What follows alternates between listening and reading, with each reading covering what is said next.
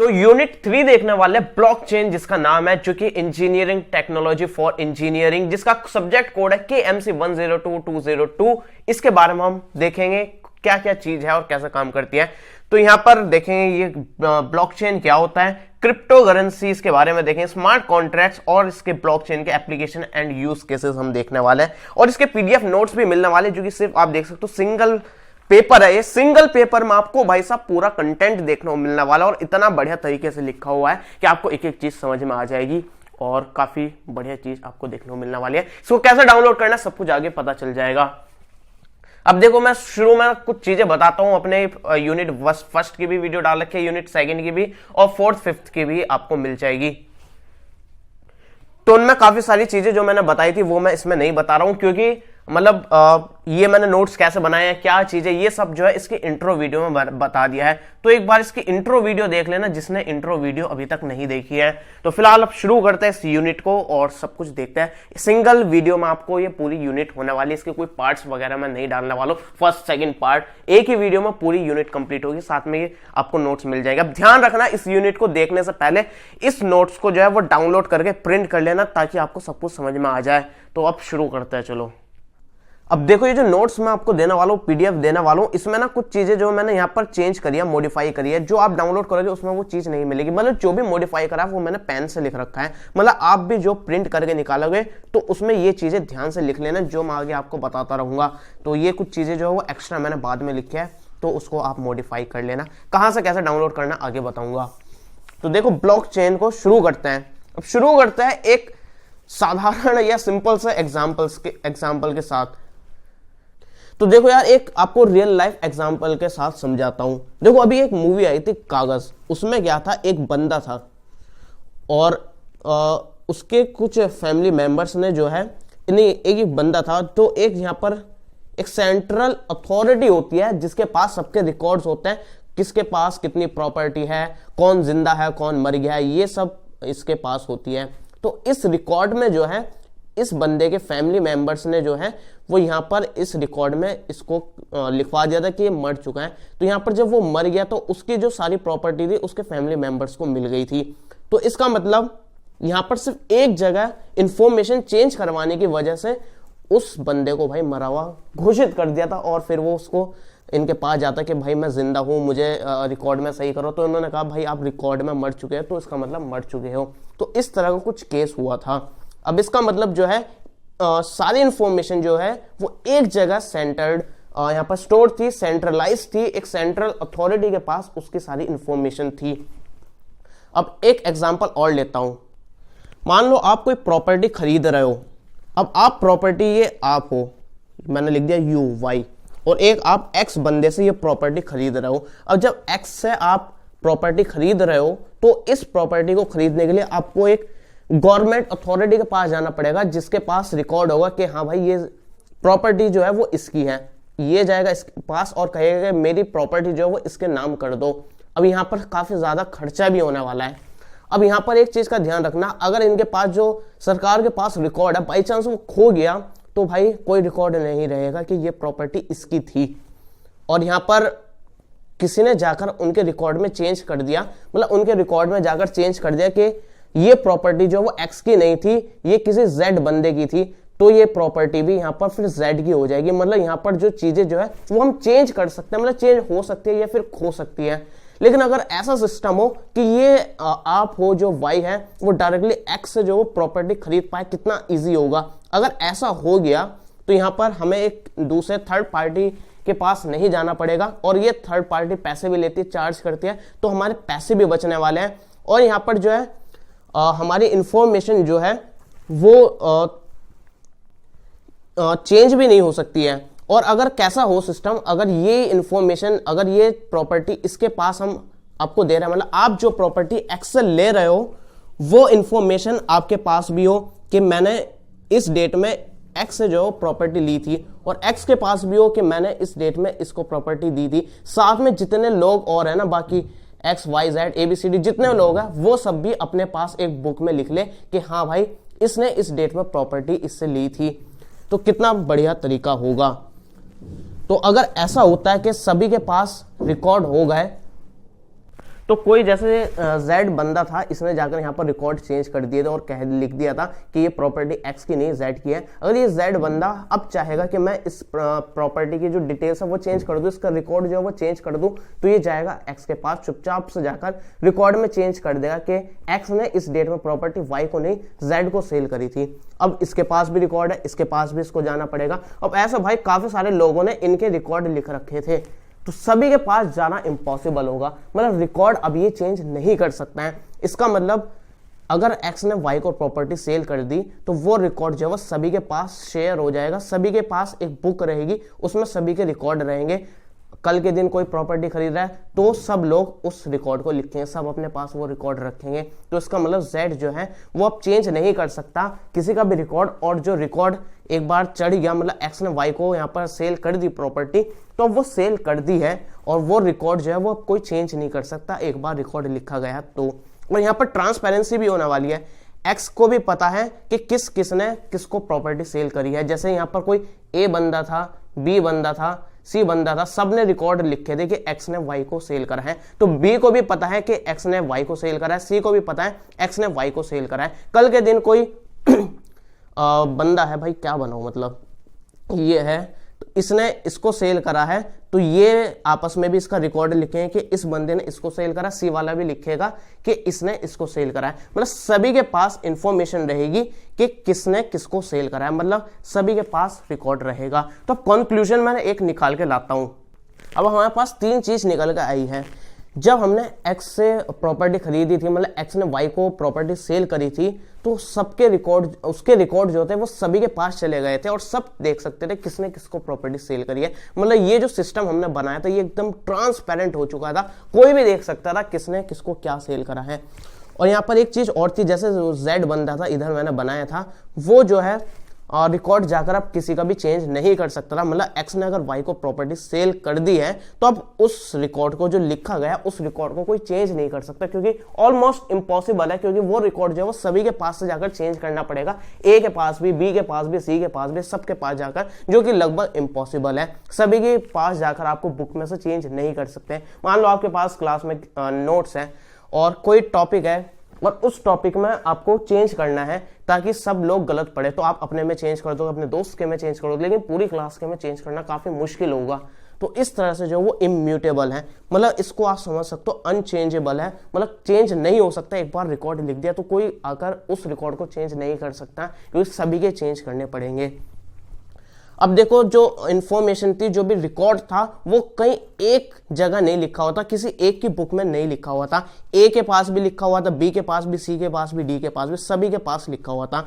मतलब एक जगह सेंटर्ड नहीं था हमारा डेटा, वो सब कुछ डिस्ट्रीब्यूटेड था। तो यहाँ पर एक सेंट्रलाइज सिस्टम नहीं था, डिसेंट्रलाइज सिस्टम था। अब देखो, डिसेंट्रलाइज, सेंट्रलाइज, ये आप समझ गए होंगे, लेकिन आपको थोड़ी सी एक एक्स्ट्रा चीज और बता देता हूँ। अब ये जो हमारा नेटवर्क था ना, ये एक तरह से नेटवर्क ही तो बन गया। अब नेटवर्क जो है वो हमारे 3 तरह के हो सकते हैं। जैसे एक तो सेंट्रलाइज्ड हो गया कि सारा रिकॉर्ड एक जगह है और इसी से ही बाकी चीजें कनेक्टेड हैं। तो इस तरह से हमारी सिर्फ एक ही जगह इसकी इंफॉर्मेशन सेव है, एक ही हमारा सर्वर बन गया और बाकी हमारे नोड्स है, बाकी हमारे कंप्यूटर्स है। इस तरह से समझ सकते हो। तो ये हो गया हमारा सेंट्रलाइज्ड सिस्टम। और डिसेंट्रलाइज्ड में क्या होगा, इसमें एक सेंटर्ड नहीं होगा। अब देख सकते हो, ये एक नेटवर्क हो गया, ये आपस में फिर दूसरे से इस तरह से, तो ये हमारा डिसेंट्रलाइज्ड नहीं, ये हमारा डिसेंट्रलाइज्ड है और सेंट्रलाइज्ड नहीं है। तो आपस में सभी कनेक्टेड है और एक डेटा जो है वो एक जगह स्टोर नहीं है, कई जगह स्टोर्ड है। अब एक तरह से एक और होता है, वो है डिस्ट्रीब्यूटेड। इसमें हर नोड जो है, एक कंप्यूटर समझ सकते हो, वो सब आपस में कनेक्टेड रहता है।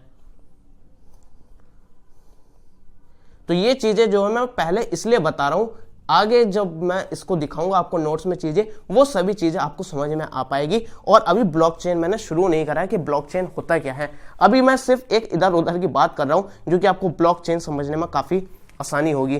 तो ये हो गया हमारा सेंट्रलाइज्ड, ये हो गया डिसेंट्रलाइज्ड, ये हो गया डिस्ट्रीब्यूटेड सिस्टम। अब आता हूं ब्लॉकचेन के पास। अब देखो, ब्लॉकचेन क्या होता है। तो ब्लॉकचेन एक टेक्नोलॉजी है। बेसिकली हमको डेटा जो है वो स्टोर कर रहा था। जैसे हमने प्रॉपर्टी सेल वाला सिस्टम था, हमने बेसिकली करा क्या था, डेटा स्टोर के बारे में बात कर रहे थे, ताकि हमारे पैसे भी बच जाए और यहाँ पर हमारा वो भी हो जाए कि कोई हैक ना कर पाए उसको, और कुछ चेंज ना कर पाए, ट्रांसपेरेंट वगैरह सिस्टम रहे। तो बेसिकली हमारा डेटा स्टोर का वहां पर सिस्टम था कि हम इंफॉर्मेशन काफी सिक्योरली और काफी बढ़िया तरीके से स्टोर कर पाए। तो ब्लॉकचेन भी एक इसी तरह की टेक्नोलॉजी है जो कि यही काम करती है डेटा को बढ़िया तरीके से रखने का। अब बढ़िया तरीका क्या हो सकता है, क्या बढ़िया तरीके के बारे में बात कर रहा हूं उसके बारे में बताता हूं। अब ब्लॉकचेन की जो मैंने डेफिनेशन लिखी है ना, उसमें बढ़िया बढ़िया टर्म्स लिख रखी है, जैसे कि peer to peer, distributed ledger technology, immutable, decentralize, encrypted. जो आप डेफिनेशन लिखोगे ना, इन वर्ड्स का यूज करना, तभी भाई साहब लगेगा कि हाँ आप पढ़ के आए हो। अब ये चीजें जो टर्म्स लिखे ना, वो सब आपको समझ में आएगी। तो यहाँ पर आप देखेंगे blockchain is a peer to peer distributed ledger technology. तो ये एक तरह का ना रिकॉर्ड होता है, इसका मैंने मीनिंग लिख रखा है रिकॉर्ड। तो हमारा यहाँ पर इंफॉर्मेशन या फिर डेटा या फिर रिकॉर्ड रखने का एक तरह की टेक्नोलॉजी है जो कि पीयर टू पीयर सिस्टम वाली है। मतलब यहाँ पर कोई एक सेंट्रलाइज सिस्टम नहीं होता, ये एक कंप्यूटर है तो ये दूसरे से कनेक्टेड होगा और ये दूसरा जो वो तीसरे से कनेक्टेड होगा। तो इस तरह से सभी की इंफॉर्मेशन जो वो एक सेंटर्ड पर नहीं है, ये सभी जो है वो आपस में डिस्ट्रीब्यूटेड है, पीयर टू पीयर कनेक्टेड है। इसके लिए ये सर्वर होगा और इसके लिए ये सर्वर होगा। तो इस तरह से जो है वो डिस्ट्रीब्यूटेड सिस्टम रहता है। पीयर टू पीयर मतलब होता है एक एंड से दूसरे एंड जब कनेक्ट हो जाता है, तो ये हमारा सिस्टम हो गया लगभग पीयर टू पीयर। तो यहाँ पर एक चीज जो वो दूसरे से डायरेक्टली कनेक्टेड है, कोई बीच में थर्ड पार्टी कनेक्शन नहीं है। तो ये पीयर टू पीयर टेक्नोलॉजी है रिकॉर्ड को स्टोर करने की। तो हमारा रिकॉर्ड को स्टोर करने की जो है वो टेक्नोलॉजी है जो कि मैंने आपको शुरू में एग्जांपल बताया थे ना, वही चीजें इसमें फॉलो होती है।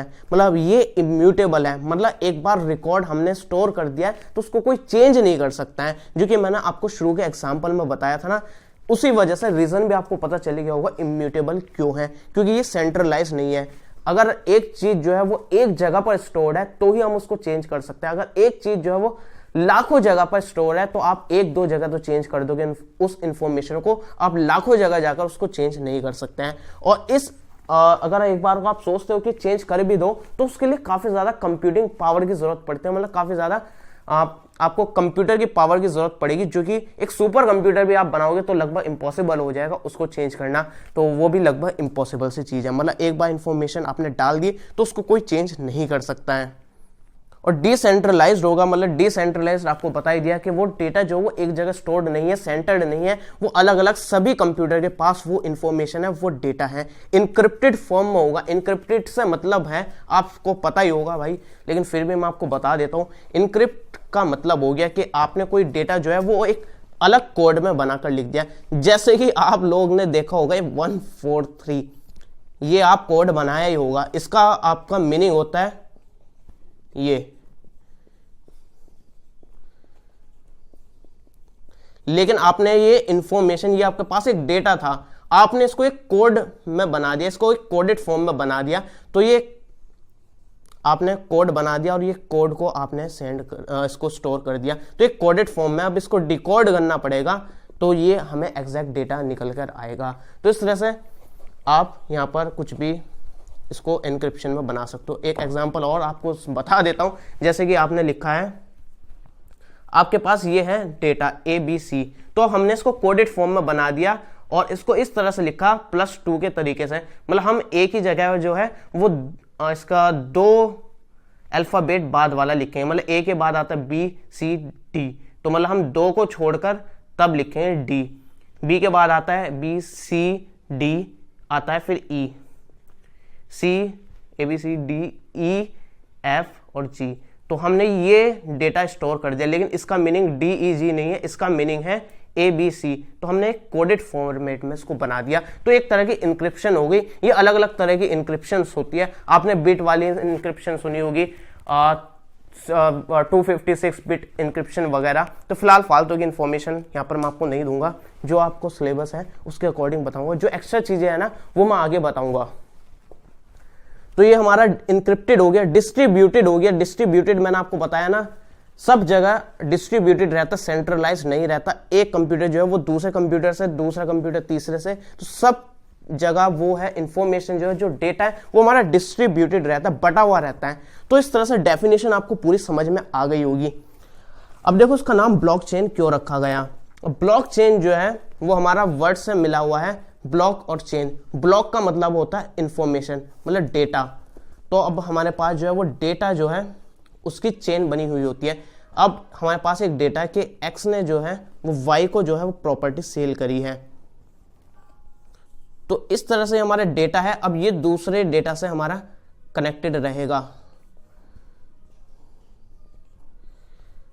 अब ये जो मैंने बॉक्स बनाए हैं ना, ये हो गया हमारा ब्लॉक।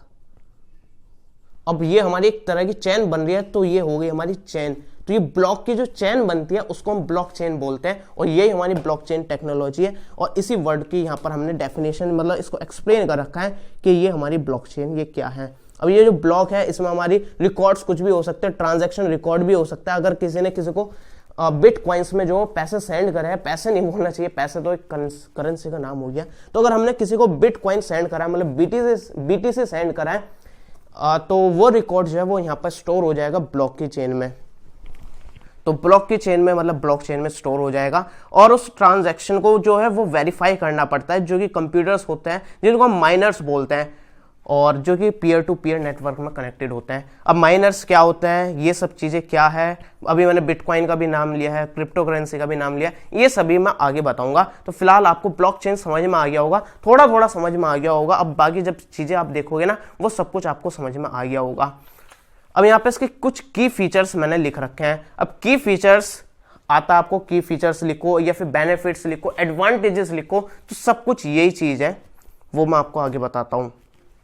ओपन है, कोई भी इसमें जो है वो ज्वाइन हो सकता है। आप किसी भी ब्लॉकचेन में जो वो पार्टिसिपेशन कर सकते हो। जैसे कि हमने बताया ना, ABCD सभी के पास रिकॉर्ड जो है वो स्टोर रहता है, तो आप भी वहां पर पार्टिसिपेट कर सकते हो, और आप भी सभी के रिकॉर्ड लिख सकते हो और उसको वेरीफाई कर सकते हो। अगर कोई एक्स वाला वाई से बोलता है कि भाई मैंने तुमसे प्रॉपर्टी ली थी, तो बाकी जो ABCD वाले जो थे जिन्होंने यहाँ पर रिकॉर्ड सेव करा था, यहाँ पर अपने बुक में लिखा था, जैसे कि मैंने आपको बताया था, अगर एक्स ने वाई को कोई प्रॉपर्टी सेल करी थी, तो यहाँ पर अगर ये बोलता है कि मैंने तुमको प्रॉपर्टी सेल करी थी, तो बाकी जो ABCD वाले ए बंदा था, B बंदा था, C बंदा था, तो ये सभी भी अपनी बुक में चेक करेंगे क्या हमारे पास ये रिकॉर्ड है, तो ये वेरीफाई करेंगे हाँ भाई ऐसा रिकॉर्ड था। और आप भी यहाँ पर पार्टिसिपेट कर सकते हो, ये आप हो, मैंने लिख दिया यू, तो आप भी यहाँ पर पार्टिसिपेट कर सकते हो, यहाँ पर इनके रिकॉर्ड लिख सकते हो, जो भी इसने कल को इसको कुछ मनी सेंड करी है, या फिर इसने इसको कुछ इनके बीच में एग्रीमेंट हुआ है, वो यहाँ पर आप अपने बुक में लिख सकते हो। अभी इसने इसके बीच में कोई एग्रीमेंट साइन हुआ है, कुछ बातें इनके बीच में तय हुई है, तो ये भी इसका रिकॉर्ड लिखेगा। तो इस तरह से कोई भी इसमें पार्टिसिपेट कर सकता है। तो ये ओपन होता है। डिस्ट्रीब्यूटेड मैं आपको ऊपर भी बता चुका हूँ, डिसेंट्रलाइज्ड होता है। यहाँ पर कोई डेटा जो है वो इन्फॉर्मेशन जो वो एक सेंटर्ड में यहाँ पर स्टोर नहीं होती, सभी के पास होती है, डिस्ट्रीब्यूटेड होती है, बटी हुई होती है। यहाँ पर काफी फास्ट तरीका होता है, कोई थर्ड पार्टी का इन्वॉल्वमेंट नहीं होता कि भाई थर्ड पार्टी के पास जाओ, तीसरा बंदा बीच में होगा, उससे पहले वेरीफाई कराओ कि हाँ भाई, और उसको पैसे वगैरह भी देना पड़ते हैं। तो ऐसा कुछ नहीं, डायरेक्टली वो काम होता है और फास्ट तरीके से होता है। और ये एक परमानेंट मेथड होता है। अगर आपने कोई ट्रांजैक्शन कर दी है, कोई रिकॉर्ड उसमें डाल दिया ब्लॉकचेन में, बस वो डाल दिया, वो आप वापस नहीं ले सकते, इररिवर्सिबल होता है। एक बार जो इंफॉर्मेशन सेव होगी वो सेव हो चुकी है। टाइम सेविंग होता है इसमें, जैसे बताया मैंने ऊपर, फास्ट होता है। वही इसमें चीज है कि तीसरे बंदे के पास नहीं जाना पड़ता है, कोई आपको सेंट्रल अथॉरिटी नहीं होती है, तो यहाँ पर आपको किसी थर्ड पार्टी के पास नहीं जाना पड़ता है और टाइम आपका बचता है। कॉस्ट सेविंग है। अब आपको पता है जब इसमें कोई थर्ड पार्टी का वेरिफिकेशन की जरूरत नहीं है, तीसरे बंदे के पास जाना नहीं पड़ेगा, तो हमारा टाइम भी सेव होगा, पैसे भी सेव होंगे, क्योंकि वो फ्री में काम नहीं करेगा, आपसे कुछ पैसे लेगा, तो कोई पैसे यहाँ पर आपसे चार्ज भी नहीं होंगे। अब ये काफी सिक्योर भी होता है, जैसे कि मैंने रीजन बता दिया, क्योंकि ये इम्यूटेबल होता है, कोई बंदा उस डेटा को चेंज नहीं कर सकता है, क्योंकि वो डेटा जो है वो बाकी कई सारे लोगों के पास लिखा हुआ है, तो आपका सभी के पास जाकर चेंज करना पड़ेगा, और वो लगभग इम्पॉसिबल है आज की डेट में। तो सिक्योर होता है और यहाँ पर ट्रांसपेरेंट होता है, जैसे कि मैंने बताया कि सभी के पास वो रिकॉर्ड होता है, तो हर बंदे के पास जो रिकॉर्ड होगा वो उसके चेक कर सकता है कि उसमें क्या इंफॉर्मेशन है। अगर एक्स ने वाई को प्रॉपर्टी सेल करी है, तो बी को भी पता है, सी को भी पता है, डी को भी पता है, सबको पता है, क्योंकि सबने वो रिकॉर्ड अपने पास लिखा था, ताकि आगे कोई यहाँ पर ये नहीं कह सके कि हाँ भाई एक्स ने वाई को सेल नहीं करा है। सभी के पास रिकॉर्ड होता है, सभी चेक कर सकते हैं, तो एकदम ट्रांसपेरेंट तरीका होता है। अब देखो ब्लॉकचेन आपको लगभग कुछ समझ में आ गया होगा, लेकिन आपको पूरा भी समझ में आ जाएगा, क्योंकि मैं हूं ना यहाँ पर। तो यहाँ पर अब हम चीजें हमारा मेन सिलेबस में क्या क्या चीजें हैं, अब हमने ब्लॉकचेन समझा है। अब ब्लॉकचेन के जो है हम यहाँ पर, अब ब्लॉकचेन के बारे में ये चेन लिख देता हूँ। ब्लॉकचेन के बारे में इसकी एक एप्लीकेशन होती है, वो होती है क्रिप्टो करेंसी। क्रिप्टो करेंसी को हम देखेंगे। एक होता है स्मार्ट कॉन्ट्रैक्ट, तो स्मार्ट कॉन्ट्रैक्ट को देखेंगे।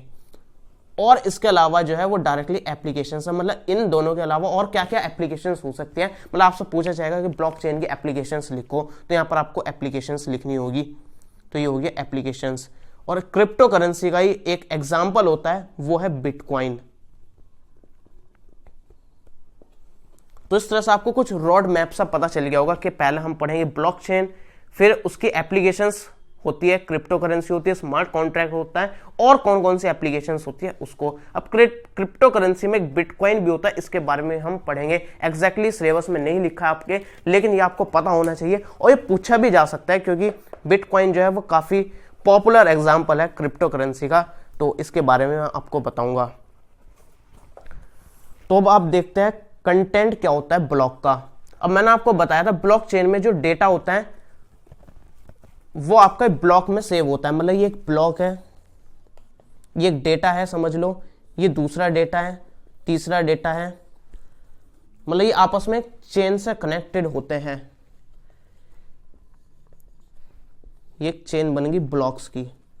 अब इस ब्लॉक के अंदर, इसके ब्लॉक के अंदर क्या क्या चीजें हो सकती हैं। अब देखो ये डायग्राम जो है वो मैंने यहाँ पर नहीं बनाया है, लेकिन आप ये बनाना काफी बढ़िया लगेगा। जब आपकी कोई कॉपी चेक करेगा एग्जाम में तो काफी अच्छे तरीके से समझ में भी आएगा और बढ़िया भी लगेगा। इस ब्लॉक के अंदर क्या क्या चीजें हो सकती है आप सोचो। एक तो भाई डेटा ही होगा, इंफॉर्मेशन होगी, जो भी हमारी इंफॉर्मेशन थी। एक्स ने वाई को प्रॉपर्टी सेल करी है, एक्स वाई के बीच में कोई एग्रीमेंट हुआ है, या फिर एक्स ने वाई को कुछ मनी सेंड करी है, कुछ करेंसी सेंड करी है, उसका रिकॉर्ड हो सकता है। एक तो हो गया हमारे पास रिकॉर्ड, दूसरा हो गया यहाँ पर हैश, और एक होता है प्रीवियस हैश। मेनली ये तीन चीजें होती है एक ब्लॉक में। मैं यहाँ पर लिख देता हूँ, लिखने की भी जरूरत नहीं है यार, लिखा हुआ है ऑलरेडी। यहाँ पर हो गया हमारा हैश, प्रीवियस हैश और डेटा। तो अब ये चीजें क्या होती है वो मैं आपको बताता हूँ। अब एक एक चीजें आप यहाँ से भी देखते चलो।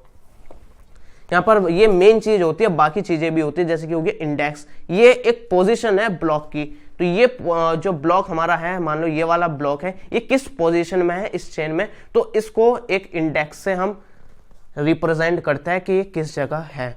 तो आप ये लिख सकते हो। ये हम कंटेंट लिख रहे हैं ब्लॉक के अंदर क्या क्या चीजें होती है। इंडेक्स हो गया, टाइम स्टैम्प हो गया कि वो किस टाइम जो है ब्लॉक बना था, और एक हो गया हैश। अब हैश क्या होता है, ये बेसिकली एक ब्लॉक की जो है वो एक आईडी होती है, या फिर आप इसको फिंगरप्रिंट समझ सकते हो। ये एक फिंगरप्रिंट मैंने बना दिया। आपकी जो फिंगरप्रिंट होता है सभी का यूनिक होता है ना, मतलब आपका फिंगरप्रिंट किसी और के साथ मैच नहीं हो सकता, आपका यूनिक होता है। इसी तरह ये एक फिंगरप्रिंट है ए, ये ए फिंगरप्रिंट है, मतलब ये एक यूनिक फिंगरप्रिंट है। और ये वाला नीचे जो है ये हो गया हमारा हैश। ये एक तरह की आईडी है जिसको हम बोलते हैं हैश। अब ये जो हैश है वो इस ब्लॉक का है, मतलब इस ब्लॉक की एक तरह की आईडी है। अब ये हो गया दूसरा फिंगरप्रिंट, ये हो गया बी, ये ए से डिफरेंट है बी, ये भी एक तरह की आईडी हो गई। और ये हो गया प्रीवियस हैश, तो ये वाला हो गया हमारा प्रीवियस हैश ऊपर वाला, क्योंकि ये जो आईडी, ये फिंगरप्रिंट या फिर आईडी यूनिक जो है वो इसके लिए है, और बी वाली जो है वो इस ब्लॉक के लिए है। इस ब्लॉक की जो आईडी है उसको हम लिखेंगे हैश। अब यहां पर क्या होगा, ये वाला जो फिंगरप्रिंट है या फिर इस जो यूनिक आईडी है वो नेक्स्ट वाली में भी होती है। ये इसके लिए होगी प्रीवियस हैश। प्रीवियस हैश मतलब पीछे वाला जो ब्लॉक है उसका हैश, मतलब उसकी आईडी। तो इसकी आईडी इससे कनेक्टेड होगी यहां पर। अब इसकी जो होगी, इसकी यहां पर भी होगी ये फिंगरप्रिंट बी, तो ये बी और ये बी आपस में मैच है ना, तो इस तरह से ये वाला इससे कनेक्ट हो जाता है। अब ये वाला यूनिक आईडी होगी, ये होगी सी, मतलब ये कोड रहता है, मैं आपको एग्जांपल बता रहा हूँ सी। अब ये वाला सी जो है वो यहाँ पर होगा सी। ये वाला सी जो हो गया ये इस ब्लॉक के लिए प्रीवियस हैश हो गया, और इस ब्लॉक के लिए ये वाला सी जो हो गया वो हैश हो गया, मतलब इसकी आईडी जो है वो सी है, और इसमें जो बी वाला डला हुआ है मतलब वो पीछे वाले के लिए हमारी आईडी है, प्रीवियस हैश हो गया।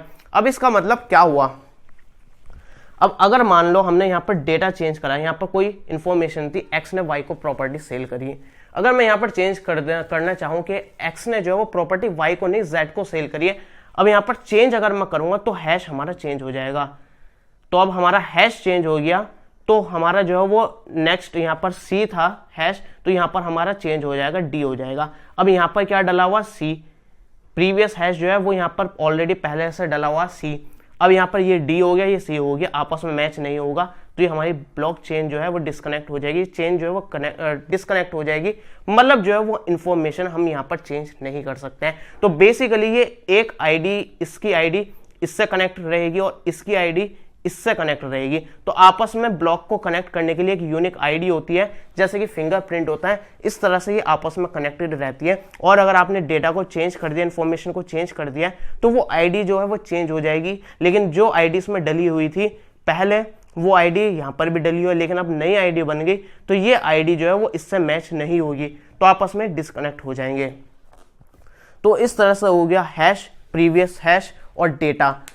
तो यही लिखिए, ये एक तरह की यूनिक आईडी होती है, न्यूमेरिकल वैल्यू होती है, जो कि फिंगरप्रिंट की तरह होती है। अब वो एक होता है नॉन्स, ये एक तरह का ना एक, और यहाँ पर मैंने इसकी डेफिनेशन और बढ़िया तरीके से लिख रखे हैं। तो ये जो है वो एक हैश को वैलिडेट करने के लिए एक तरह का नंबर होता है, जो कि सिर्फ एक ही बार यूज होता है। अब यहाँ पर मैंने लिख भी रखा है, nonce is the number that blockchain miners are solving for when the solution is found, miners are rewarded by some crypto currency. अब देखो यहाँ पर ना एक तरह का यूनिक नंबर होता है। अब वो यूनिक नंबर को जो है वो सॉल्व करना पड़ता है, ताकि पता चल जाए कि ये जो है ट्रांजैक्शन जो है वो सही है या फिर नहीं, मतलब जो रिकॉर्ड है वो सही है या फिर नहीं।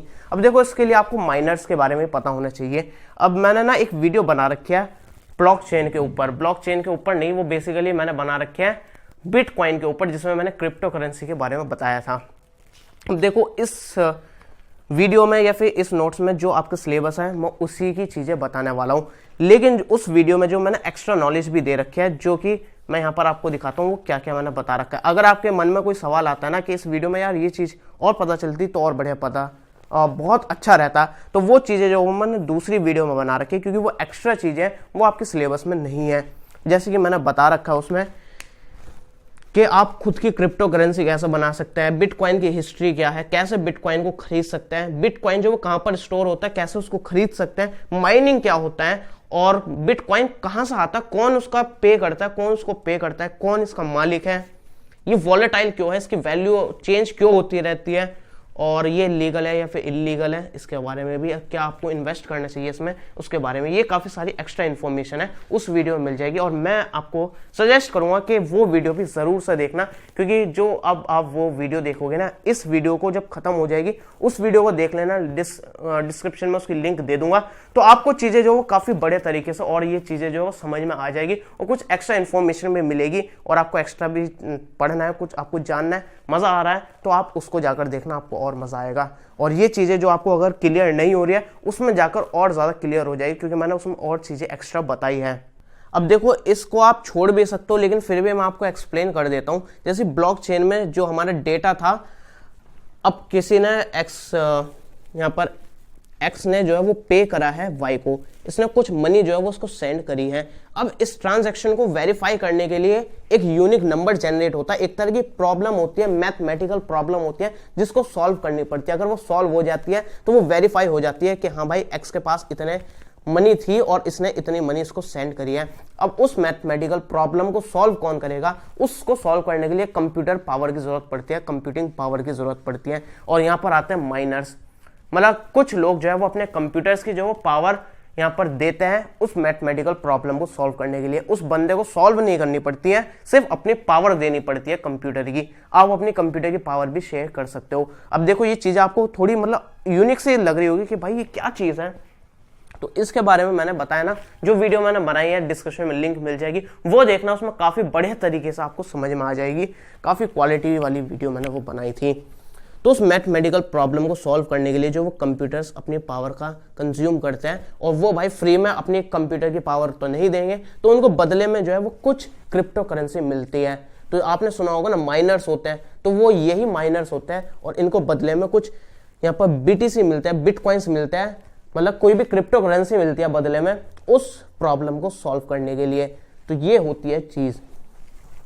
आप भी माइनर्स बन सकते हो, अपने कंप्यूटर की पावर इस्तेमाल कर सकते हो। और काफी सारे फैक्ट जो है वो मैंने उसी वीडियो में बता रखे हैं, वो मैं आपको यहाँ पे बता देता हूँ। जैसे कि यहाँ पर माइनर्स होते हैं ना, तो यहाँ पर उनको अपने कंप्यूटर की पावर देनी पड़ती है, तो कंप्यूटर पावरफुल भी होना चाहिए। तो यहाँ पर अभी कुछ टाइम पहले ना लोगों ने काफी सारे जीपीयू जो है वो खरीद लिए थे। मतलब आपने ग्राफिक कार्ड होता है ना कंप्यूटर में, ग्राफिक कार्ड खरीद लिए थे, काफी पावरफुल कंप्यूटर बनाने लगे थे, काफी रैम वगैरह जो है वो काफी ज्यादा फ्रीक्वेंसी वाली खरीदने लगे थे। और इस वजह से जो है वो डिमांड जो है वो ज्यादा हो गई थी कंप्यूटर पार्ट्स की, और सप्लाई जो थी वो काफी कम थी, जिसकी वजह से कंप्यूटर पार्ट्स जो है वो काफी महंगे हो गए थे और लोगों को जो वो काफी महंगा कंप्यूटर पड़ने लगा था। और अभी तो थोड़ा कम हो गया, तो अभी थोड़े सस्ते हो गए, लेकिन इसके जो पार्ट्स थे ना जो वो काफी महंगे हो गए थे। मतलब अगर कोई रैम 6000 की थी ना तो वो 12000 की हो गई थी, और अगर कोई रैम 3000 की थी वो 6000 की, मतलब दुगने तिगने रेट हो चुके थे। और जीपीयू जो है वो काफी ज्यादा महंगे हो गए थे।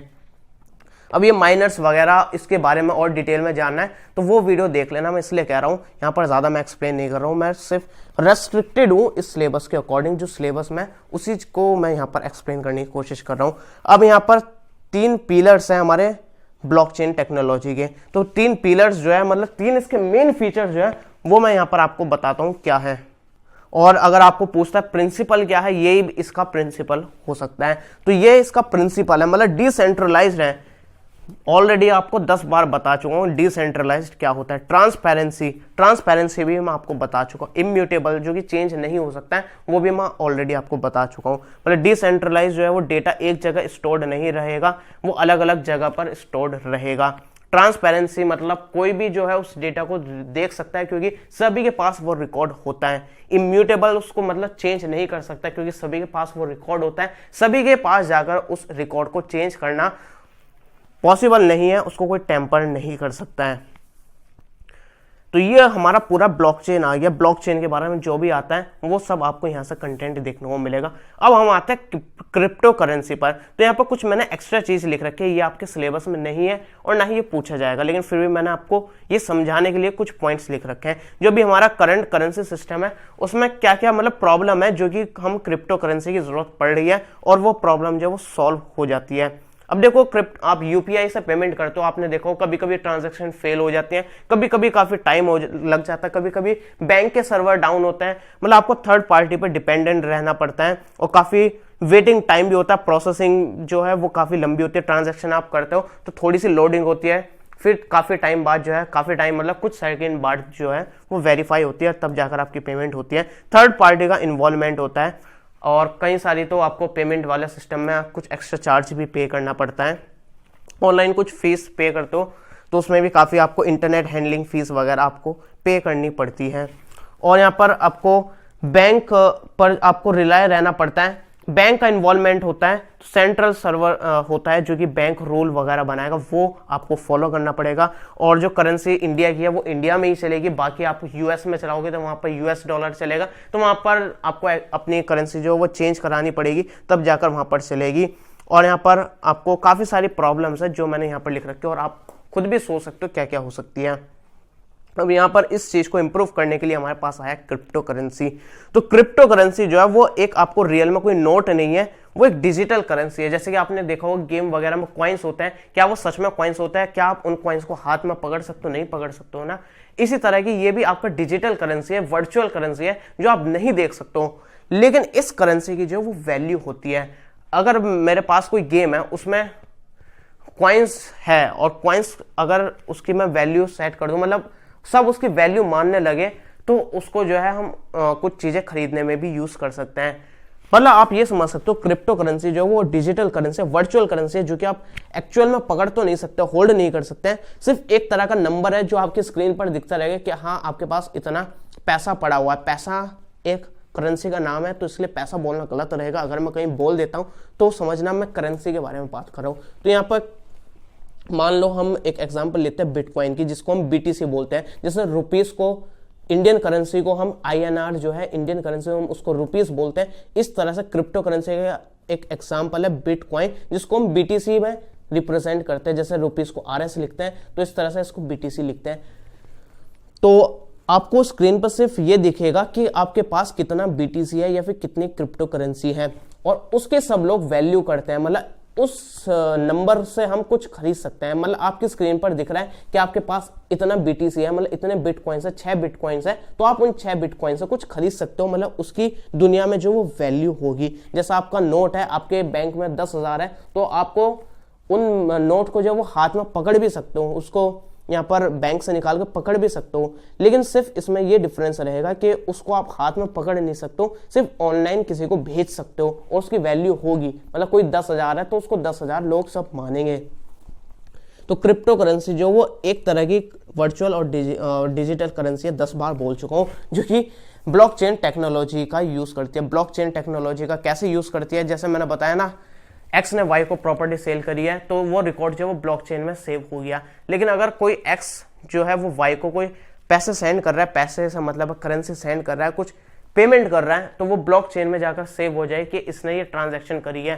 तो इस तरह से वो टेक्नोलॉजी जो हम क्रिप्टो करेंसी में यूज कर रहे हैं, एज अ करेंसी में हम ब्लॉकचेन टेक्नोलॉजी का यूज कर रहे हैं। और ये ब्लॉकचेन टेक्नोलॉजी पर बनी हुई हमारी करेंसी है, तो ये हमारी जो ब्लॉकचेन के फीचर्स हैं वो सभी इसके फीचर्स होंगे। अब देखो ब्लॉकचेन क्रिप्टो करेंसी के बारे में मैंने सिर्फ इतना लिख रखा है, लेकिन इसके बारे में अगर आता है क्रिप्टो करेंसी के एडवांटेजेस, की फीचर या फिर बेनिफिट्स लिखो, तो जो यहाँ पर ब्लॉकचेन के मैंने यहाँ पर की फीचर्स या फिर बेनिफिट्स बताया, वो सारे के सारे आप इसमें लिख सकते हो। तो ये चीज उठाकर मैं यहाँ पर लिखता तो वो अच्छा नहीं लगता है, फालतू में पेपर का साइज बढ़ता तो उसको कुछ फायदा नहीं है। जो क्रिप्टो करेंसी के फीचर्स हैं वही हमारे ब्लॉकचेन के, जो ब्लॉकचेन के फीचर्स है वही हमारे क्रिप्टो करेंसी के हैं। मतलब ये समझो, मैंने आपको बता दिया कि भाई फल खाने के क्या क्या फायदे होते हैं, और मैं पूछने लगूं कि सेब खाने के, मतलब एप्पल खाने के क्या क्या फायदे होते हैं, तो जो फल खाने के फायदे होते हैं वही तो सेब खाने के फायदे होंगे, मतलब एप्पल खाने के फायदे जो होंगे वो भी उसके वही होंगे जो इसके पेरेंट है उसके फायदे। समझ गए ना, वही यहाँ पर चीज हम यहाँ पर बता रहे हैं।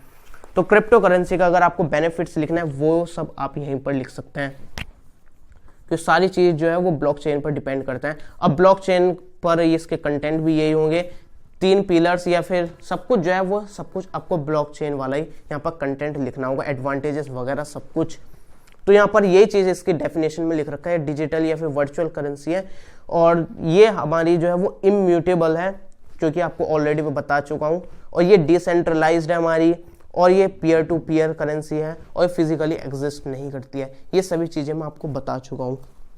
अब क्रिप्टो करेंसी के एग्जांपल क्या क्या है, जैसे मैं करेंसी के एग्जांपल पूछता हूँ, आप बताओगे US डॉलर है, युआन है, और आपका रुपीज है। तो इस तरह से काफी सारे यहाँ पर एग्जांपल्स है, जैसे कि हो गया हमारे bitcoin, ripple, Litecoin, Libra, bitcoin cash, chain link, काफी सारे थे, लेकिन जो आपको याद हो सकते हैं मैंने सिर्फ वही लिख रखे हैं। और सबसे पॉपुलर जो है वो है बिटकॉइन। और पॉपुलर क्यों है, क्योंकि ये सबसे पहली हमारी क्रिप्टो करेंसी थी, तो सबसे पहली हुई है, और इसकी डिमांड भी काफी ज्यादा है, काफी ज्यादा लोग इसको यूज भी करते हैं, तो इसलिए सबसे ज्यादा यूज करी जाने वाली क्रिप्टो करेंसी भी हमारी बिटकॉइन है। अब जो बिटकॉइन है ये आपके सिलेबस में नहीं है, लेकिन फिर भी मैंने बताया आपको पता होना चाहिए सब कुछ क्रिप्टो करेंसी। अब मैं पूछने लगा बिटकॉइन के यहाँ पर बेनिफिट्स क्या क्या हो सकते हैं, या फिर इसके एडवांटेजेस क्या है बिटकॉइन के। अब बिटकॉइन एक क्रिप्टो करेंसी है, जो क्रिप्टो करेंसी के एडवांटेजेस या फिर बेनिफिट्स होंगे वही बिटकॉइन के होंगे। तो यहाँ पर मैंने बताया था, तो यहाँ पर इसके जो बेनिफिट्स या फिर एडवांटेजेस हैं वो मैंने यहाँ पर नहीं लिख रखे, क्योंकि क्रिप्टो करेंसी ब्लॉकचेन पर डिपेंड करता है। तो ब्लॉकचेन के जो एडवांटेजेस होंगे वही हमारे क्रिप्टो करेंसी के होंगे। मतलब इसके जो मैंने ब्लॉकचेन के एडवांटेजेस लिख रखे हैं, बेनिफिट्स लिख रखे हैं, वही यहाँ पर क्रिप्टो करेंसी के होंगे, और वही हमारे बिटकॉइन के होंगे। तो बिटकॉइन के बारे में आप काफी ज्यादा लिख सकते हो, इसकी डेफिनेशन लिख देना, एडवांटेजेस वगैरह जो है वो सब मैंने यहाँ पर लिख रखे हैं।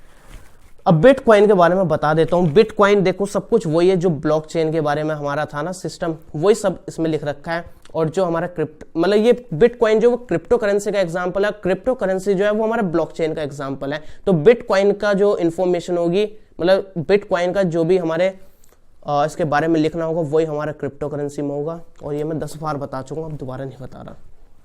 तो बिटकॉइन जो है वो डिसेंट्रलाइज्ड है, पीयर टू पीयर है, और परमिशन लेस क्रिप्टो करेंसी है। यहाँ पर कोई परमिशन की जरूरत नहीं पड़ती है, कोई गवर्नमेंट का यहाँ पर वो नहीं रहता है कि यहाँ पर चीजें सेट करनी पड़ेगी गवर्नमेंट के अकॉर्डिंग। ये सब कुछ बिंदास चलता है ब्लॉकचेन टेक्नोलॉजी पर। और ये 2009 में आया था। 2009 में सबसे पहली ये ही हमारी क्रिप्टो करेंसी थी जो कि बिटकॉइन है, सबसे पॉपुलर है। और ये सतोशी नाकामोटो ने यहाँ पर इसको बिटकॉइन को एक तरह से इंट्रोड्यूस करा था।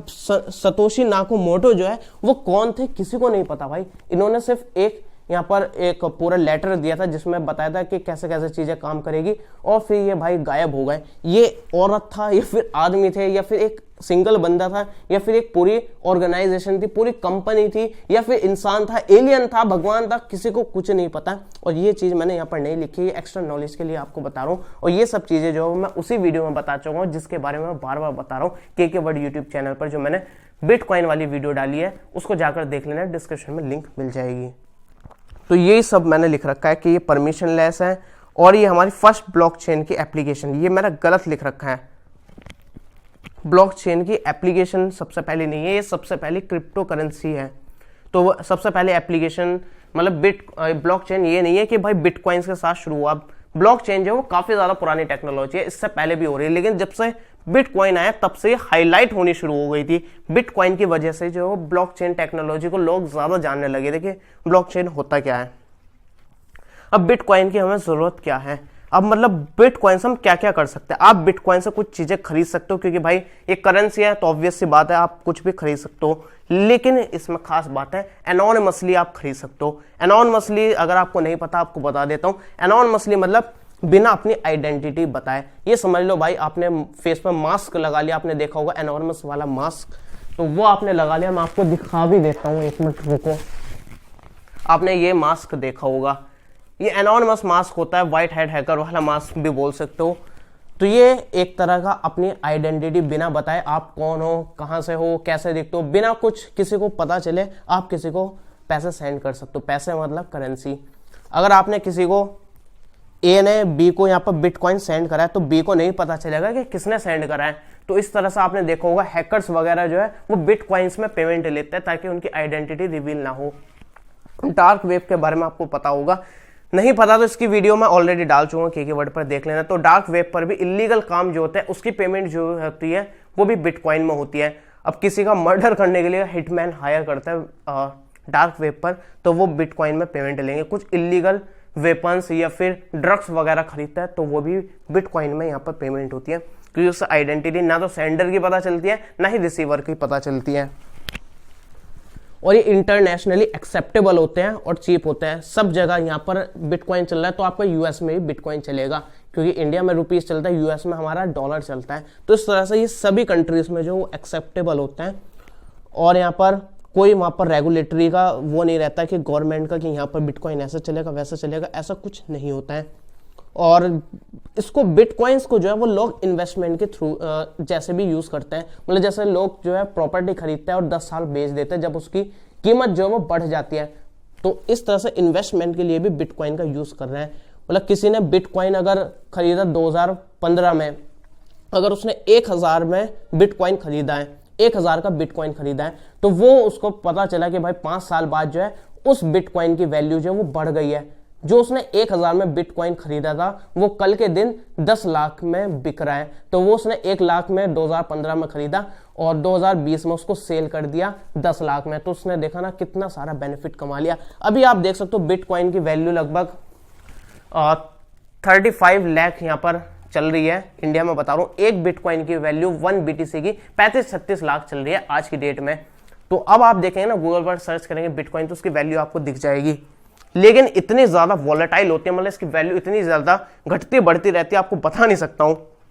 यहाँ पर 10-15 दिन पहले जो हुआ एक बिटकॉइन की वैल्यू जो है वो 21-22 लाख थी, 21-22 लाख थी सिर्फ 10-15 दिन पहले। और अब 10-15 दिन बाद आप देख रहे हो तो उसकी वैल्यू जो है वो 36 या फिर 37 लाख है। मतलब अगर मैं 15 दिन पहले बिटकॉइन खरीदता हूं 22 लाख का और उसको 10-15 दिन में बेच देता हूं तो मुझे बदले में 36 लाख मिलते हैं, 36 लाख मिलते हैं। तो आप देख सकते हो इस तरह से लोग जो है वो इन्वेस्टमेंट के जैसा भी इसको यूज कर रहे हैं। अब बात करते हैं स्मार्ट कॉन्ट्रैक्ट। तो ये भी एक क्रिप्टो, यहाँ पर क्रिप्टो करेंसी गलत बोल रहा हूँ, यहाँ पर बिट क्या मैं सॉरी थोड़ा माइंड जो है ना मेरा थोड़ा सर दर्द। तो ये ब्लॉकचेन का एग्जांपल है हमारा यहाँ पर स्मार्ट कॉन्ट्रैक्ट, जिसको हम क्रिप्टो कॉन्ट्रैक्ट भी बोलते हैं। तो स्मार्ट कॉन्ट्रैक्ट जो वो ब्लॉकचेन टेक्नोलॉजी का यूज करता है। और ये निक साबो ने यहाँ पर इसको इंट्रोड्यूस करा था, साइंटिस्ट थे जो कि एक क्रिप्टोग्राफर भी थे। इन्होंने इसको जो है वो इंट्रोड्यूस करा था 1996 में। तो क्रिप्टो कॉन्ट्रैक्ट भी बोलते हैं, जैसे क्रिप्टो करेंसी था वो ब्लॉकचेन पर डिपेंड कर रहा था, इसलिए हम उसको बोलते हैं क्रिप्टो करेंसी। और ये हमारा ब्लॉकचेन पर डिपेंड है, ब्लॉकचेन टेक्नोलॉजी का यूज करता है, तो उसको बोलते हैं क्रिप्टो कॉन्ट्रैक्ट, जिसको स्मार्ट कॉन्ट्रैक्ट और क्रिप्टो कॉन्ट्रैक्ट भी बोलते हैं। तो एक तरह का सेल्फ एग्जीक्यूटिव कॉन्ट्रैक्ट होता है जो कि दो बंदों के बीच में कोई एग्रीमेंट होता है और उसको जो है वो सिर्फ 2 लाइन के कोड में उसको समेट के एक ब्लॉकचेन में डाल देते हैं। मतलब ब्लॉकचेन में यहाँ पर जब वो डाल दिया कंटेंट, तो वो यहाँ पर आपको फिर पता ही है क्या होगा, उसको कोई चेंज नहीं कर सकता, हैक नहीं कर सकता, ट्रांसपेरेंट होगा, सबके पास होगा। जो इसके फीचर होंगे स्मार्ट कॉन्ट्रैक्ट के, वो हमारे वही होंगे जो हमारे ब्लॉकचेन के थे। जो ये सब चीजें लिखी है ना, की फीचर, बेनिफिट्स, 3 पिलर्स, ये सभी चीजें जो है वो भी हमारी स्मार्ट कॉन्ट्रैक्ट में आएगी। इसलिए मैंने सिर्फ इतनी सी चीजें लिखी है, बाकी इसके बेनिफिट्स वगैरह सब कुछ जो है वो आपको यही वाला चिपकाना है जो यहाँ पर ब्लॉकचेन में हमने लिखा था। अभी आपको कुछ चीजें समझ में नहीं आई होगी। स्मार्ट कॉन्ट्रैक्ट, स्मार्टफोन होता है, फोन को स्मार्ट बना दिया तो वो हो गया स्मार्टफोन। अब कॉन्ट्रैक्ट जो है उसको स्मार्ट बना दिया तो वो हो गया स्मार्ट कॉन्ट्रैक्ट। अब कॉन्ट्रैक्ट आपको पता ही होगा, 2 पार्टीज के बीच में कोई एग्रीमेंट हो रहा है, किसी डील हो रही है, तो हमने एग्रीमेंट कर लिया कि हाँ भाई मैंने तुमसे ये चीजें खरीदी है, तो वो एक तरह का एग्रीमेंट होगी। या फिर कुछ भी, जैसे कि मैंने सेल वाला बताया था ना, कि मान लो कोई बंदा है, मान लो मैं ही हूं, मैंने आपसे कोई प्रॉपर्टी खरीदी है। अब प्रॉपर्टी खरीदी है तो यहाँ पर हम उस एग्रीमेंट जो है वो हमारे, आपको पता है ना, एक हमें पेपर मिलता है, रिकॉर्ड मिलता है, जिसमें होता है कि भाई मैंने आपसे प्रॉपर्टी खरीदी है। अब ये रिकॉर्ड जो है वो एक सेंट्रल अथॉरिटी के पास होता है। ये मैं पुराना वाला एग्जांपल ही दे रहा हूँ जो स्टार्टिंग में बताया था ना वीडियो के, वही सेम एग्जांपल। तो यहाँ पर मैंने आपसे प्रॉपर्टी खरीदी है, तो यहाँ पर वो रिकॉर्ड में थर्ड पार्टी के पास स्टोर करने की बजाय हम आपस में ब्लॉकचेन टेक्नोलॉजी का यूज करेंगे और वो रिकॉर्ड जो है वो सभी के पास सेव हो जाएगा। ए बंदा है, बी बंदा है, सी बंदा है, जिसने भी पार्टिसिपेट कर रखा है इसमें हमारा ब्लॉकचेन में, तो वो सभी के पास रिकॉर्ड सेव हो जाएगा। अब ये रिकॉर्ड जो है काफी सारे बेनिफिट्स हो सकते हैं, हमारा टाइम भी सेव होगा, थर्ड पार्टी अथॉरिटी के पास नहीं जाना पड़ेगा, कोई हमें इस बंदे को पैसे भी नहीं देने पड़ेंगे, फालतू की फीस नहीं देनी पड़ेगी, मिडल मैन हमारा खत्म हो चुका है और काफी सिक्योर भी है। कल के दिन मैं ये नहीं कह सकता हूं, कल के दिन आप ये नहीं कह सकते कि हाँ भाई मैंने तुमको ये प्रॉपर्टी नहीं खरीदी थी, तुमको ये प्रॉपर्टी सेल नहीं करी थी, तो अगर आपने मुझे प्रॉपर्टी सेल कर दी और वो रिकॉर्ड सेव हो गया सबके पास, तो वो सबके पास है और सभी को मानना भी पड़ेगा, क्योंकि वो रिकॉर्ड जो है वो सभी के पास है। मतलब काफी सेफ और सिक्योर तरीका है। तो ये वही है, और इसमें जो है वो हम खुद ही उस कॉन्ट्रैक्ट को बनाते हैं और उसको कोड में लिख देते हैं। मतलब आपको पता है ना, हमने एनक्रिप्ट करा था डेटा को, इसी तरह 2 लाइन के कोड में बनाकर उसको ब्लॉक में डाल देता है, मतलब ब्लॉकचेन टेक्नोलॉजी का यूज करके उसमें डाल देता है, जो कि हमारा डिस्ट्रीब्यूटेड सिस्टम होता है, डिसेंट्रलाइज्ड होता है, पीयर टू पीयर होता है, ट्रांसपेरेंट होता है, सारी चीजें लिख देना, इम्यूटेबल होता है, वो सब चीजें आप लिख सकते हो। और ये आपकी जो एक बार ट्रांजैक्शन हो गई तो वो आपकी इरिवर्सिबल होगी। आपने एक बार ब्लॉक में जो है वो डेटा डाल दिया है तो वो बस डाल दिया है, उसको कोई चेंज नहीं कर सकता है। और इसमें जो लैंग्वेज यूज होती है वो होती है सॉलिडिटी, जिसके सिंटैक्स से जो है वो जावा स्क्रिप्ट से काफी सिमिलर होते हैं। सॉलिडिटी लैंग्वेज से इस स्मार्ट कॉन्ट्रैक्ट को लिखा जा सकता है। अब इसके एडवांटेजेस मैंने कुछ लिख रखा है, जैसे इम्यूटेबल है, डिस्ट्रीब्यूटेड है, टाइम सेविंग है। इन सब मीनिंग को, इस सब वर्ड के आपको मीनिंग अब काफी अच्छे तरीके से पता चल गए होंगे, अब इसको एक्सप्लेन करने की जरूरत नहीं है। कौन कौन से प्लेटफॉर्म है जिसमें आप स्मार्ट कॉन्ट्रैक्ट बना सकते हो, ये सब लिख रखे हैं मैंने, आप इसको देख सकते हो, याद कर सकते हो अगर कर सकते हो तो। और अब बात करते हैं एप्लीकेशंस क्या क्या हो सकते हैं ब्लॉकचेन की। अब ये कुछ एप्लीकेशंस हैं, इनका सिर्फ इंट्रोडक्शन, मतलब आपको पता होना चाहिए कि किस किस जगह हम इसका ब्लॉकचेन टेक्नोलॉजी का यूज कर सकते हैं। अब ये चीज कैसा काम करते हैं, कहां पर काम करते हैं, इससे हमें कोई लेना देना नहीं है, क्योंकि सिलेबस में और आपके एग्जाम में जो क्वेश्चन पूछा जाएगा वो यही होगा कि ब्लॉकचेन की एप्लीकेशन लिखो या फिर यूज्ड केसेस लिखो, कौन कौन से होते हैं ब्लॉकचेन के। ये नहीं है कि आप ये बताओ रियल एस्टेट में कैसा काम करता है, पूरा डिटेल में एक्सप्लेन करो, ऐसा कुछ नहीं है। कोई सी भी आप एप्लीकेशन लिख सकते हो। जो भी सबसे इजी थी एप्लीकेशंस वो मैंने यहाँ पर लिख रखी है। टोटल 9 एप्लीकेशंस हैं। इन 9 में से आपको जितना समझ में आता है, जितना ही मैं सब कुछ समझाऊंगा, और जो आप सबसे अच्छे तरीके से याद रहता है वो सबसे पहले लिख देना, और उस तरह से आप सब कुछ लिख देना। इसके अलावा भी आपको जो लगता है वो आप लिख सकते हो। क्रिप्टो करेंसी, हमने बताया ब्लॉकचेन का ही एक एप्लीकेशन था क्रिप्टो करेंसी, जो कि मैं पीछे आपको ये सबको समझा चुका हूं। तो ये पूरा क्रिप्टो करेंसी यहां पर आप लिख सकते हो जितना आप लिखना चाहे तो। और इसी तरह हमारा स्मार्ट कॉन्ट्रैक्ट जो था वो भी हमारा ब्लॉकचेन का एक एग्जांपल था, एक एप्लीकेशन थी, यूज केस था, वो भी आप लिख सकते हो। यहाँ पर मैंने 9 नंबर लास्ट में लिख रखा है स्मार्ट कॉन्ट्रैक्ट, इसके बारे में कुछ लिखा नहीं है, अलग से लिखा है। तो आप ये स्मार्ट कॉन्ट्रैक्ट के बारे में जो भी लिखा था वो सब यहाँ पर ऐड कर सकते हो। तो 2 एप्लीकेशन तो भाई आपके फ्री फंड में हो गई, आपको एप्लीकेशन यहाँ पर याद करनी नहीं पड़ी, ना ही समझनी पड़ी, क्योंकि ये हमारी ऑलरेडी हो चुके हैं कवर। आप यहाँ पर एडवर्टाइजिंग में यूज कर सकते हैं। अब जैसे काफी सारी कंपनियां, गूगल पर आपको एड्स दिखता है, गूगल एड्स दिखता है, फेसबुक पर भी काफी सारे एड्स दिखते हैं। अब ये आपके थर्ड पार्टी है, मतलब जो सेलर है और बायर है उनके बीच में जो एड्स दिखाने का काम कर रही है वो है थर्ड पार्टी कंपनीज। मतलब आपने कुछ सर्च करा यूट्यूब पर, कुछ आप देख रहे हो, तो यहाँ पर यूट्यूब जो है वो गूगल का, मतलब आपको वहां पर गूगल के जो है वो एड्स दिख रहे हैं। आपने टूथपेस्ट जो कंपनी है जैसे कॉलगेट है, कॉलगेट को अपने टूथपेस्ट का ऐड कराना है तो वो गूगल के पास गया, फिर गूगल ने जो है वो हमें ऐड दिखाया, मतलब गूगल का थर्ड पार्टी इन्वॉल्वमेंट हुआ। अब यहाँ पर वो भाई पैसे भी लेगा गूगल, और यहाँ पर काफी लंबे प्रोसेस भी हो जाती है।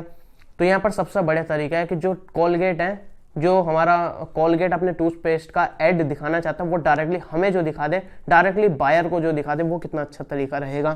तो इस तरह से हम ब्लॉकचेन टेक्नोलॉजी का भी यूज कर सकते हैं। अब कैसे काम करेगा, आप कैसे ये चीज का यूज कर सकते हैं, इससे हमें कोई लेना देना नहीं है। अगर आपको रिसर्च करनी है इसके बारे में और जानना है तो आप अपनी नॉलेज के हिसाब से, अपनी नॉलेज को बढ़ाने के लिए सर्च कर सकते हो। बाकी हमारा चैनल सब्सक्राइब कर लेना, के वर्ड दूसरा वाला, वहां पर टेक वीडियोस वगैरह डलती रहती है, वहां पर आपको और इन्फॉर्मेशन मिलती रहेगी।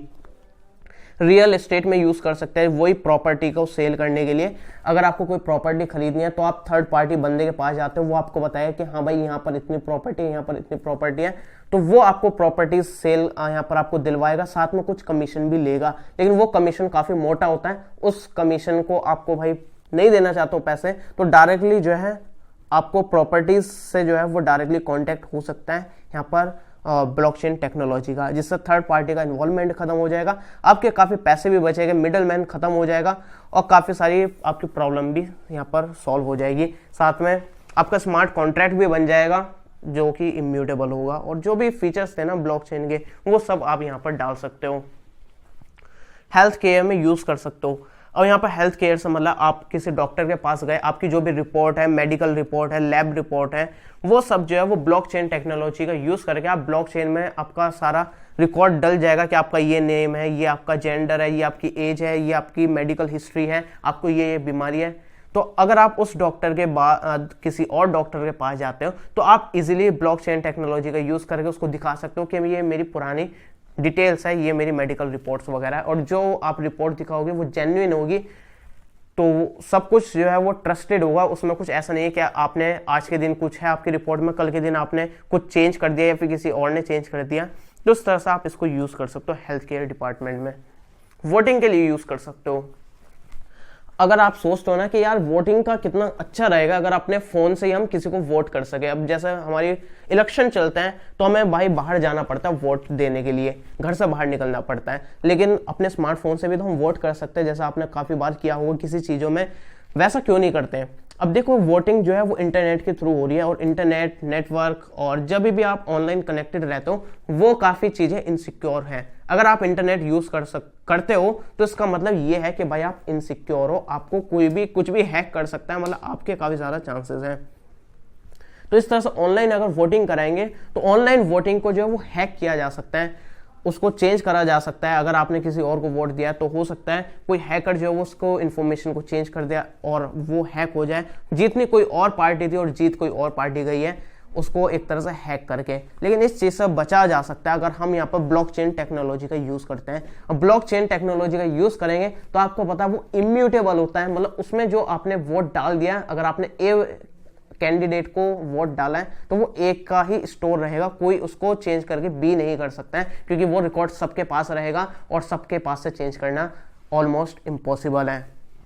तो इसलिए ऑनलाइन वोटिंग पॉसिबल है ब्लॉकचेन टेक्नोलॉजी के थ्रू। आपने ए को वोट करा तो वो ए को ही रहेगा और उसको कोई हैक नहीं कर सकता और काफ़ी ईजी हो जाएगा। तो इससे काफ़ी ज़्यादा बेनिफिट हो जाएंगे। कुछ लोग वोट नहीं करते हैं क्योंकि उनके पास टाइम नहीं होता है, तो वो घर पर बैठ के भी वोट कर सकते हैं। तो इस ब्लॉकचेन टेक्नोलॉजी का काफ़ी बढ़िया जो मुझे बेनिफिट लगा वो वोटिंग लगा है, और यहाँ पर क्रिप्टो करेंसी का भी सही है, स्मार्ट कॉन्ट्रैक्ट का भी। लेकिन वोटिंग यार काफ़ी बढ़िया चीज़ है अगर हम इसका यूज़ करते हैं तो। काफ़ी कंट्रीज़ में यूज़ भी किया जा रहा है और इंडिया में भी शायद फ्यूचर में ऐसा हो सकता है। इंश्योरेंस कंपनीज यूज़ कर सकती है। इंश्योरेंस जो है कोई गलत क्लेम नहीं करेगा इंश्योरेंस के लिए, कोई फॉल्स क्लेम जो है वो काफ़ी खत्म हो जाएंगे। इंश्योरेंस जिस पार्टी के बीच में हो वो सब ब्लॉकचेन टेक्नोलॉजी का यूज़ करेंगे, उसमें रिकॉर्ड रहेगा और कोई उसको चेंज नहीं कर सकता है। और भी काफ़ी सारी चीज़ें हैं, आप इसको देख लेना, इसको लिख देना।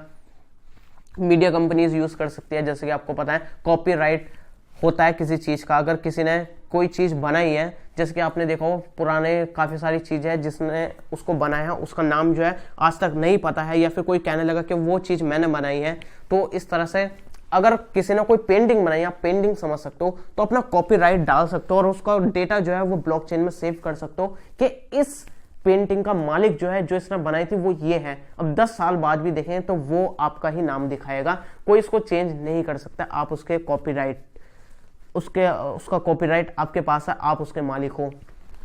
इस तरह से यूज कर सकते हो, टैक्सेस में यूज कर सकते हो। स्मार्ट कॉन्ट्रैक्ट मैंने बताया था ना, वही चीजें आप स्मार्ट कॉन्ट्रैक्ट की लिख सकते हो। तो काफी इजी है ये चीजें, सिर्फ आपको ये पढ़ना होगा ब्लॉकचेन, इसके जो बेनिफिट्स है, इसमें कंटेंट्स क्या है, 3 पिलर्स मैंने लिख रखे हैं, यही इसके प्रिंसिपल्स हैं। ये चीजें जो है वो उठाकर आप क्रिप्टो करेंसी में भी लिख सकते हो, बिटकॉइंस में भी लिख सकते हो, और यहाँ पर स्मार्ट कॉन्ट्रैक्ट में भी लिख सकते हो, एप्लीकेशंस में भी लिख सकते हो। सब में यही एक ही चीज़ आपको चिपकानी है, बस इनका इंट्रोडक्शन आपको देना है, फिर बाद में सब यही चीज़ें चिपकानी है। और इसमें आपको कोई भी मार्क्स नहीं काट सकता है, क्योंकि ब्लॉकचेन टेक्नोलॉजी का इस्तेमाल करती है और यही सब चीज़ें हमारी चलती है इसी के हिसाब से। अब देखो आपके दिमाग में काफ़ी सारी चीज़ें आई होगी, या ये चीज़ें कैसा काम करती है। अब ये सब चीज़ें जो है मैंने बिटकॉइन वाली वीडियो जो बनाई है वो वाली जाकर देख लेना, डिस्क्रिप्शन में लिंक मिल जाएगी, वहां से इसको आप देख लेना। उसके जो PDF नोट्स हैं उसकी लिंक आपको पिन कमेंट में देखने को मिल जाएगी, कमेंट सेक्शन में सबसे ऊपर मैंने उसको पिन कर रखा है, वहां पर डायरेक्टली डाउनलोड करके उसको प्रिंट कर सकते हो। और इसकी यूनिट 4th की भी वीडियो आने वाली है, 5th की भी आने वाली है। फिलहाल 1st 2nd की वीडियो आप देख सकते हो, यहाँ पर दिख रही होगी क्लिक करके। अब बिटकॉइंस यहाँ पर कैसे होता है, उसको कौन माइन करता है, कौन उसको पे करता है, उसकी वैल्यू कैसे चेंज होती रहती है, कभी कम हो जाती है, कभी ज़्यादा हो जाती है, इंडिया में लीगल है या फिर इलीगल है, ये सब आपको उस वीडियो में दिख जाएगा जिसके बारे में बता रहा था, लिंक डिस्क्रिप्शन में। तो जाओ यार देखो, वीडियो पसंद आई तो लाइक कर देना, ताकि मुझे मोटिवेशन देखने को मिले। मुझे कोई बेनिफिट नहीं हो रहा, मुझे कोई प्रॉफिट नहीं बन रहा ये वीडियोस बनाकर, सिर्फ वही प्रॉफिट हो सकता है अगर आप लाइक करते हो, सब्सक्राइब करते हो, कमेंट करते हो, उसी में ही मजा आएगा। तो यार कर दो ना।